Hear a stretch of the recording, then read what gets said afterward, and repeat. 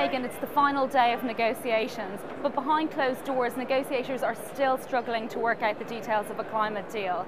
A deal on forestry looks much closer, however.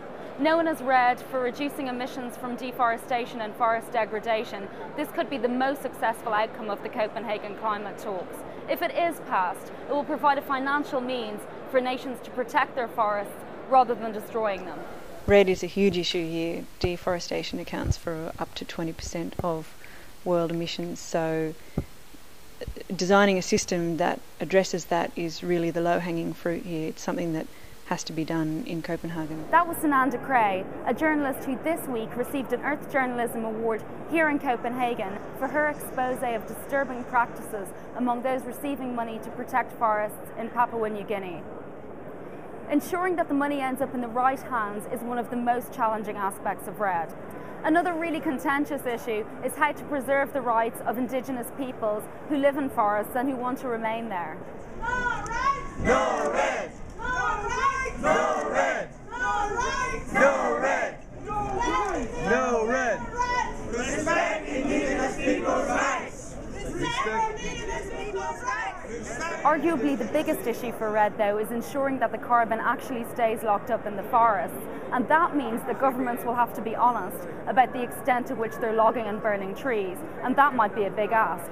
I think the lesson is that without accountability and transparency, this system won't work. It won't work for the indigenous people who live in the forests, it won't work for the carbon traders, it won't work for the carbon market, and it certainly won't work for the forests. So I think it's really important for the leaders who are here this week to ensure that they come up with a REDD system that works for everybody and doesn't just benefit a select few. So that's exactly what negotiators here in Copenhagen are trying to do, working late into the night to try to hammer out a deal on forestry. Today I met up with Chief Negotiator for Paraguay to find out just how close we are to reaching agreement on REDD. Yes, we're very close. We just need ministers to erase one of the few remaining brackets and we'll have a deal. You mentioned that there are some areas still in brackets, which means they're unresolved. Can you tell us what those issues are exactly? Yes. As usual, money, of course, funding, who's going to pay for this and how much, and well, actually what's going to be the role of recipient countries is not really clearly defined. Of course, we have to protect the forest in our territory, but there are many other details like monitoring, evaluation and reporting of the actions to stop deforestation. So that's all in brackets, and we'll need our ministers to really put the best political will to get rid of them. Some of the NGOs here were concerned that the final REDD deal may not actually protect natural forests, but would protect forests more generally. Can you clarify what the overall goal of the REDD deal will be? Well, we have safeguards against the conversion of natural forests, but we still have REDD, especially REDD Plus, as it's being called now, has the potential of promoting monoculture tree plantations, because of the dubious definitions used by this convention. So we still have that problem. You mentioned financing earlier. A couple of days ago, there was an announcement that 3.5 billion would be put forward over the next 3 years to kickstart REDD financing. Does that fall very short of the mark of what's needed? What's really needed in terms of financing, and how close are we to getting that? It's very difficult to put a number, because forests are not just carbon.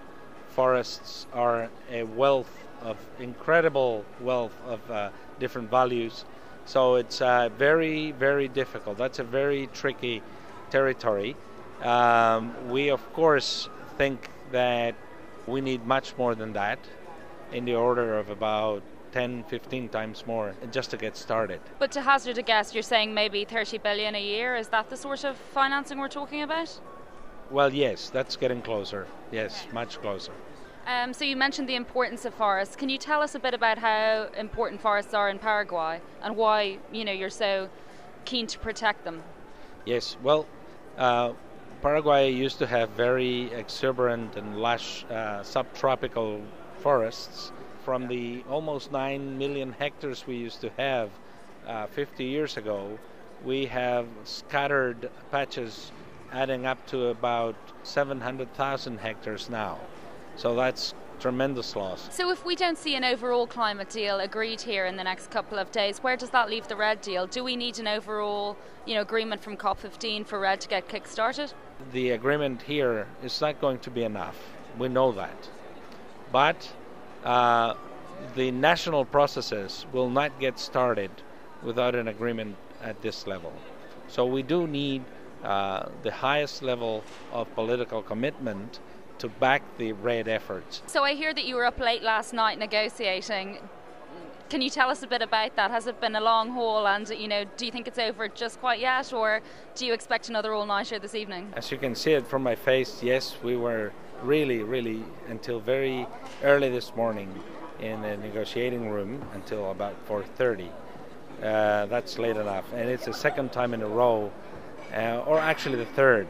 So we haven't been sleeping that much. We have to be prepared for tonight as well, because we want a very substantial, very meaningful deal out of Copenhagen. We just don't want any type of deal. We want to work extremely hard to get the best we can get from this process.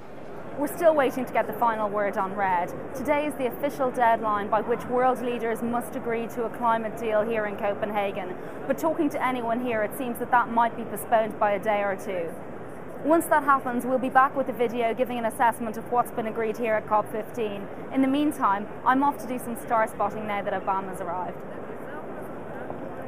On the last day in Denmark, the UN gave to me pathetic little targets, no demand-side measures, ecosystems crashing, palm oil are flowing, emissions are leaking, no indigenous rights, peatlands are draining, endangered species, forests converted,